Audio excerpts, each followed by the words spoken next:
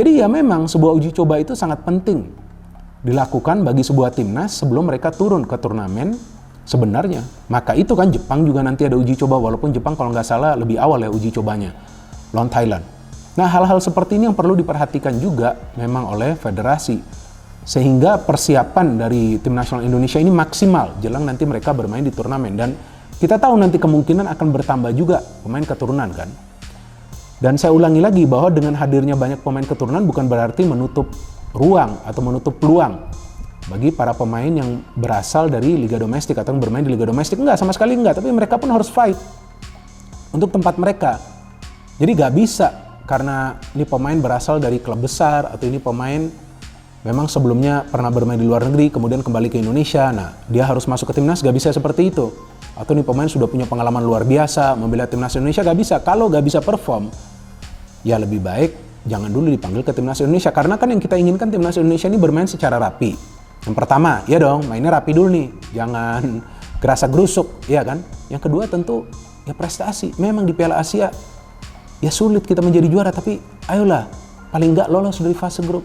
Oke guys, saya suka dengan perkembangan terkini timnas Indonesia yang mana ramai pemain keturunan ataupun beberapa orang pemain keturunan yang coba untuk masuk bergabung dengan timnas Indonesia. Yang mana pemain-pemain keturunan ini yang mempunyai pengalaman yang cukup banyak bermain di Eropa.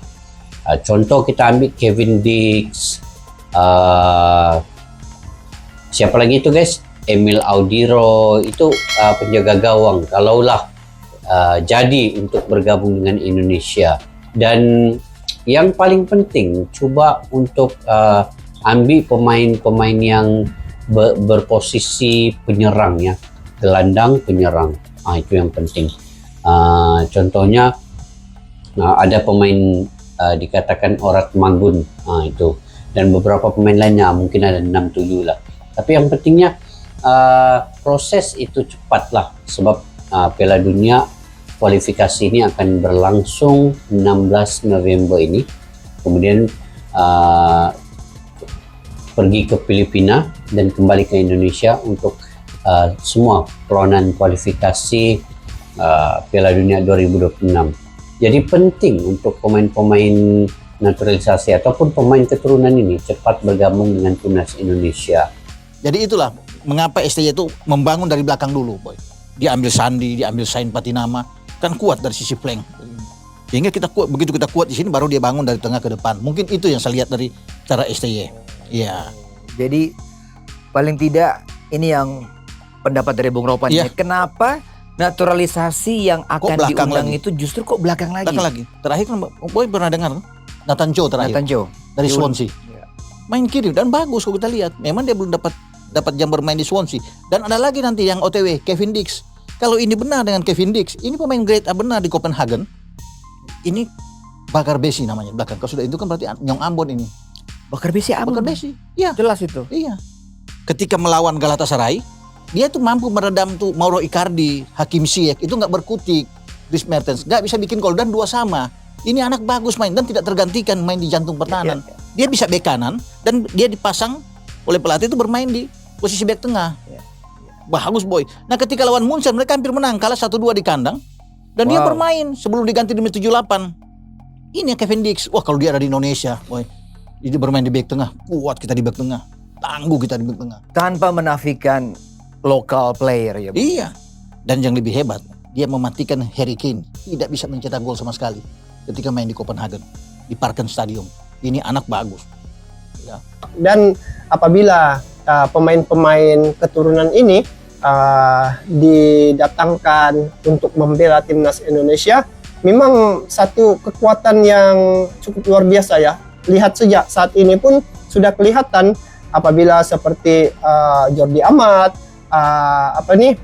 Sandy Walsh dan juga pemain-pemain yang lain ini, mereka semua ketika bermain mereka menampilkan persembahan yang cukup baik. Jadi apabila bergabung dengan pemain lokal, mereka saling berkongsi ataupun berbagi pengalaman. Di situ pemain lokal boleh tengok ataupun mengambil pelajaran daripada pemain-pemain keturunan ini dan juga pemain naturalisasi ini. Media asal Vietnam, Soha VN menyoroti kabar terkait PSSI yang berniat menambahkan 5 pemain keturunan yang kini berkompetisi di Eropa.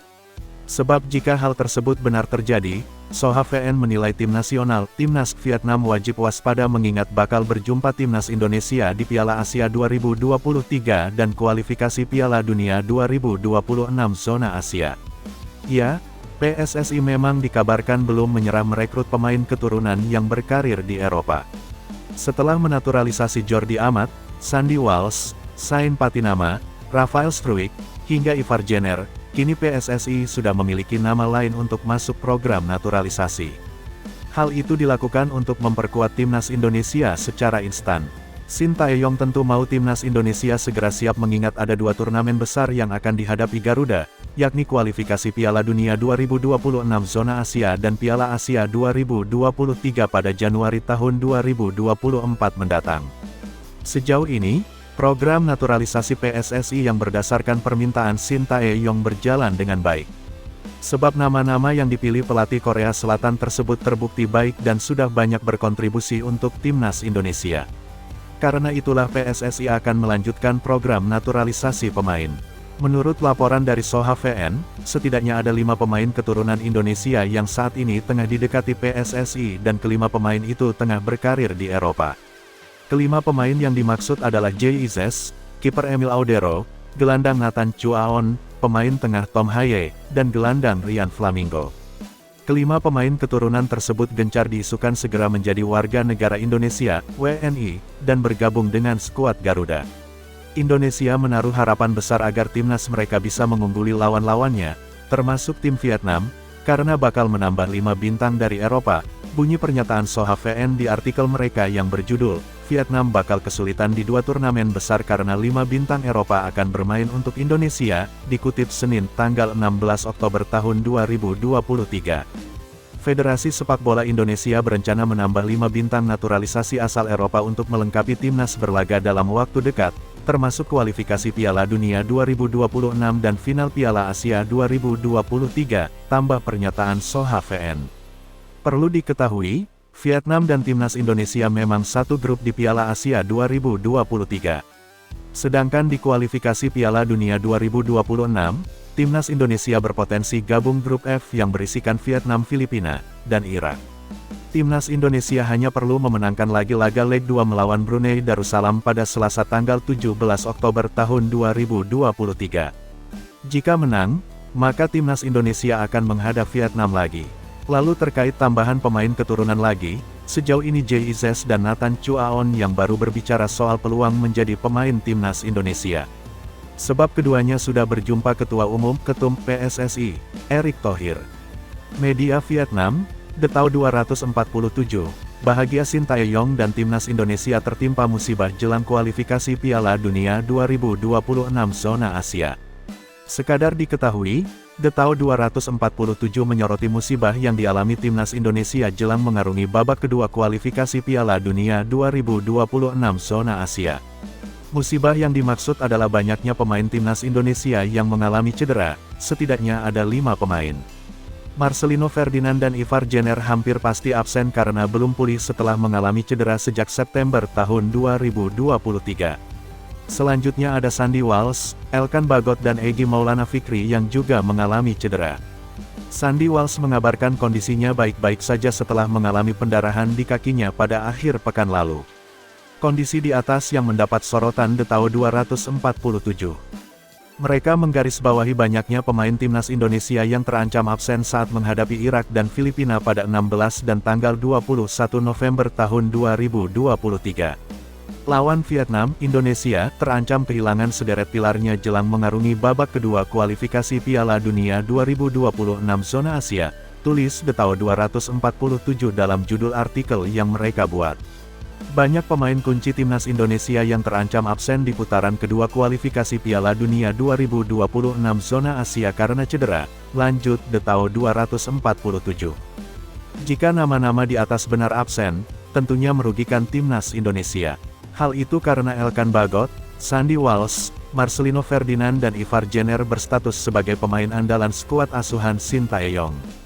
Sekarang harapannya, Marcelino Ferdinand dan kawan-kawan bisa pulih lebih cepat sehingga peluang timnas Indonesia mencuri poin di 2 laga awal semakin besar.